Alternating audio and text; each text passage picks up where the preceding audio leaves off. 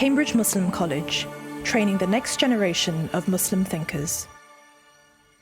Bismillah, alhamdulillah, wa salatu wa salamu ala rasulillah wa alihi wa sahbihi wa man wala.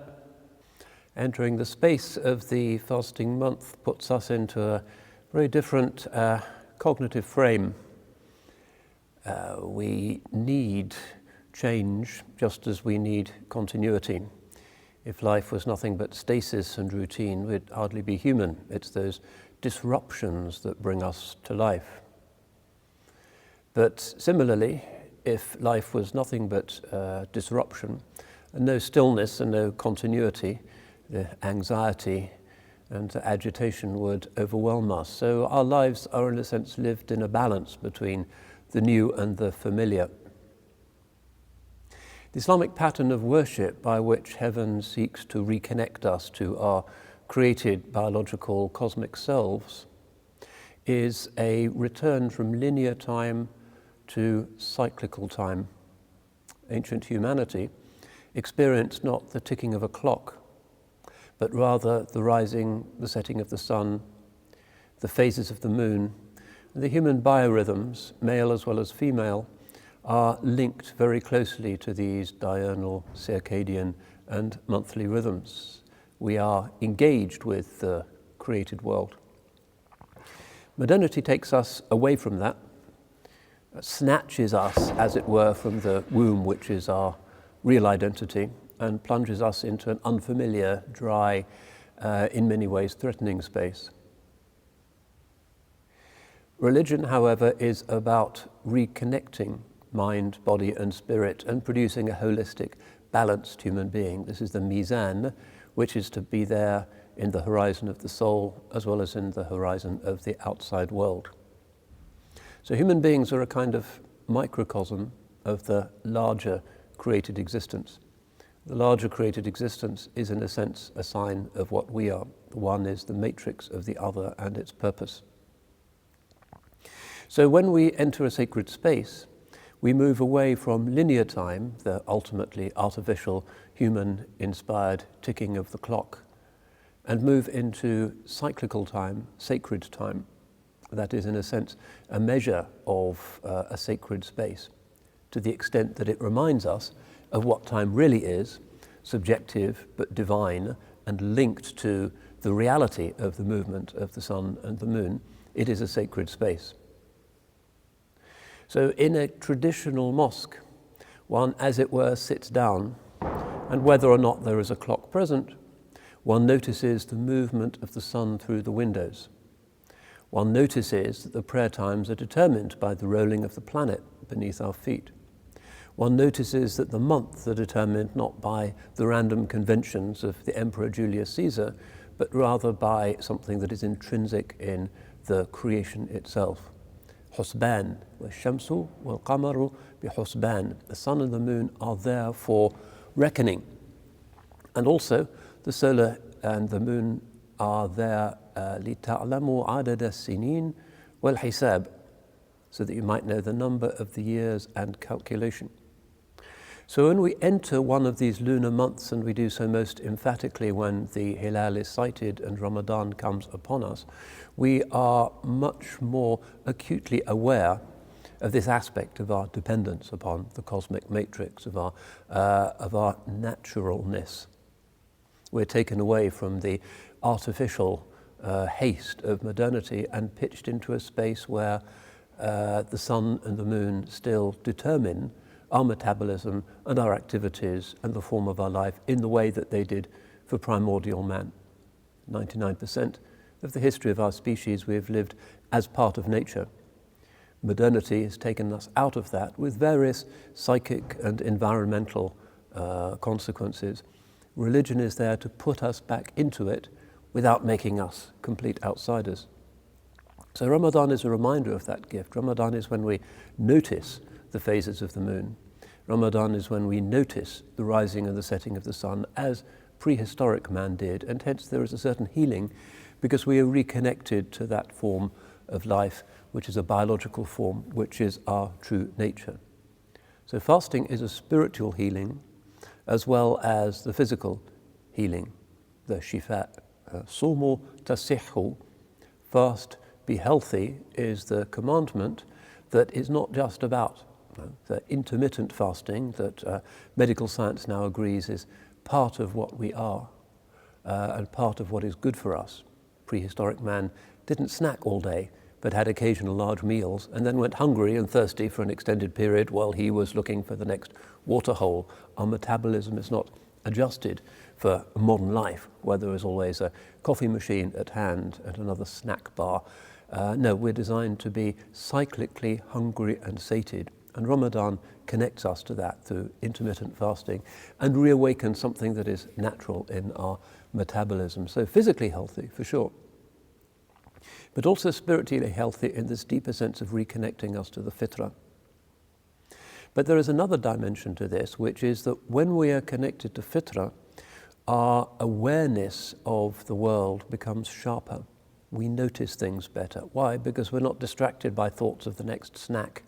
And we notice the world, and we are distant from it in a sense that improves our capacity to observe. And the natural world is itself a form of nourishment. A sign of the real believer is that he genuinely lives according to the Quranic instruction. The tafakkur fi khalqi samawati wal ard. That's the mark of the believer. Thinks about the way heaven and earth are created, not in some kind of naturalistic theology, logic chopping way, but more elemental. These are the ulul albab, the people of inner sight, of core, the seed, that most organic, natural thing that is within us, that is the receptacle of the mystery of the Spirit, is focused and made more luminous during the month of Ramadan. إذا دخل شهر رمضان فتحت أبواب الجنة وغلقت أبواب النار وصفدت الشياطين ونادى مناد يا باغي الخير هلم ويا باغي الشر اقصر. It's a well-known hadith in Tirmidhi. When the month of Ramadan comes in, the gates of heaven are opened and the gates of hell are locked. And a herald angel calls out, O you who seek for good, rise up. O you who seek for evil, restrain yourselves. And this is our experience in Ramadan, that the vices come less easily. Gluttony and lust are the most obviously sedated and abolished, which enables the spiritual sight to become sharper. But the others also, we find a greater sense of reluctance to tell lies, to engage in backbiting, to engage in the other deadly sins in this time.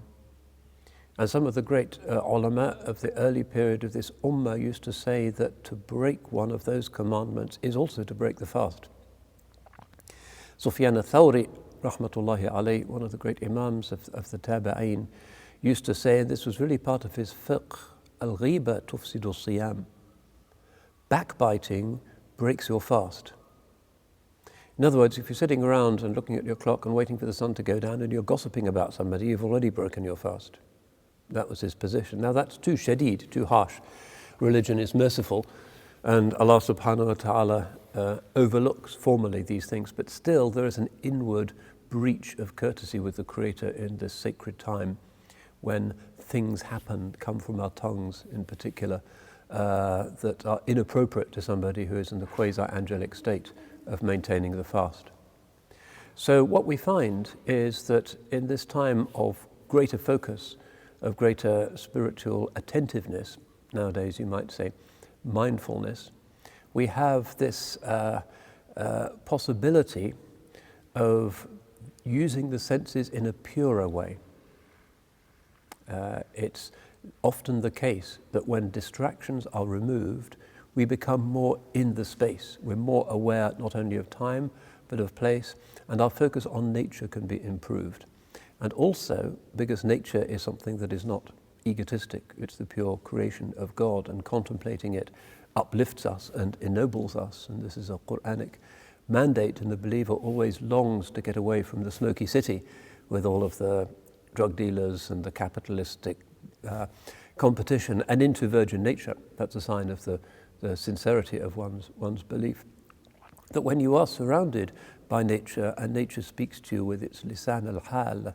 These are the signs that are fil afaq, on the horizons, that the nourishment that brings to the soul is increased, that we learn more through the contemplation of the mute witness of the beauty, the order, and the symmetry of creation. And this is brought by our traditions of art and architecture into the physical architectonic space. So Islamic art and architecture focus very much on looking beneath the surface of nature to the order that lies beneath, which bespeaks the divine orderer. So the arabesque, so tessellation, so vegetal motifs remind us of this inherent aristocratic human nobility, karramna bani Adam. And this is one of the gifts of the fasting month of Ramadan for those who choose to open their spiritual eyes during this time. It's a time of tremendous spiritual recharging and reconfiguration according to the Fitrah, the way that we're supposed to be.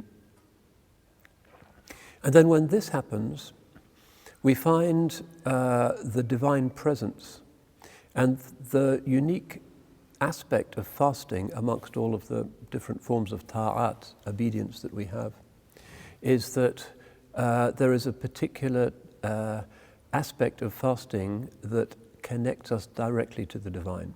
And this seems paradoxical. Isn't that what the prayer does? Isn't that what the Hajj does? Ibadah is a connection with the divine. But in the case of fasting, there is something that is inward, because the fast is invisible. Nobody really knows if you're fasting or not. People know if you're praying or not, if you say your 5 prayers in the mosque. But fasting, who knows? There is a degree of inner discipline and wholesomeness and sincerity that we find during the fasting month. It is between us and our Creator. So we find in an interesting hadith Qudsi, and the hadiths Qudsis tend to speak about large global principles, and this is a hadith narrated by Imam Bukhari on the authority of Abu Huraira radiallahu an. أن رسول الله صلى الله عليه وسلم قال الله عز وجل كل عمل ابن آدم له إلا الصيام فإنه لي وأنا أجزي به. Every action performed by every son of Adam is for him, except fasting, which is for me, and I will reward him. Again, it seems paradoxical, because do we not expect reward for every positive thing that we engage in? Is this not part of the nature of the religious life? But certainly, this is how it happens, that where you have this sincere action, this directness, that where you have the direct connectedness between the human heart of the fasting, ego, suppressed human being relating directly to the divine and recognizing our dependence on the divine, that you have the reward given, as it were, directly, that there is a direct connection between the fasting person. And this is because the shayateen are chained up, because the ego is subdued, and therefore, rather than just going through the motions, there is a reality of being present in sacred time, surrounded by the symmetries of nature and reconnected in this fitri way with the Creator. Another hadith that says the same kind of thing. كل حسنة بعشر أمثالها إلى 700 ضعف إلا الصيام فإنه لي وأنا أجزي به. Every action is requited tenfold up to 700-fold, except for fasting, because fasting is mine and I shall reward it. But has the hadith not already said you will be rewarded according to these proportions? It is because in fasting there is the principle of sabr, holding the hand back from stupid pleasures, restraining the tongue, the gaze, the other aspects that get us into such distracted trouble throughout our lives that are the cause of all the sufferings of humanity, and you're back in this fitri, self-contained space of sabr. And as-sawm nisfu sabr, the hadith says in Tirmidhi, that the fast is half of sabr. And sabr is the essence of spirituality. Not just going through the motions of religion and hoping for brownie points in heaven, but instead self-restraint, self-discipline, sincere brokenness, inkisar, in facing the divine. That is where real religion begins. Not self-important, strutting up to the front row of the mosque and knocking off your rak'ahs and wondering who's looking. This is nothing to do with religion, really. This is just another ada, worldly activity. And we all have to work so hard to make it ibadah rather than ada. But in the case of fasting, when nobody's looking, you're taking a rest or you're reading Quran somewhere or you're at work and nobody's looking and nobody's knowing, there is an element there that is directly connected to the divine, and where the demonic in us is genuinely subdued, and where the demons leave our metabolism, the principles of light will come in. Inna shaytana yajri fi ibni Adam majra ad-dam fadayyiqu majarihi bil-ju'. The shaitan flows in the son of Adam along with the veins and arteries, so limit those courses with hunger.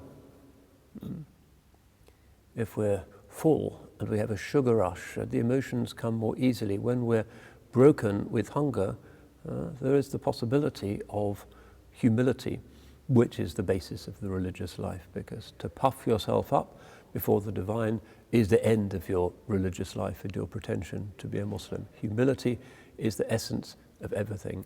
Hayat is the nature of the true believer. So this is modesty, because pride is God's alone. Pride, kibr, the worst of the deadly sins, because it cannot coexist with the fear of God. The others can. We can be hypocritical, but if you're really puffed up with pride and you think you're some big shot sitting behind the wheel of your new 500 series Mercedes and you're wondering what people are thinking about you and full of pride like Fir'aun and Haman, well, you have nothing to do with religion really, because you're competing with the divine, who alone is Al-Kabir. So inkisar, tawadu', humility, this kind of shrinking of our pompous selves that happens in Ramadan is precisely about the enlarging and the liberation of the spirit. And this is exactly what all of these beautiful hadith mean, and that is what it is for the shayateen themselves, who normally have such mastery over us, to be chained up.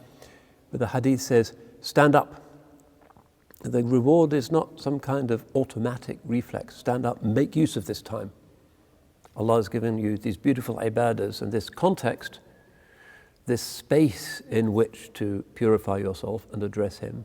He has made it as easy as possible for you, but you need to make the effort yourself to make it a reality rather than just an outward form. So may Allah subhanahu wa ta'ala accept this fasting month from us and make it a month in which we permanently step up, in which we become more truly Muslim inwardly as well as outwardly, in which we become delightful neighbors to others, in which we become truly Allah's khulafa, representatives of humility and self-blame rather than representatives of puffed up, outraged pride and self-vindication.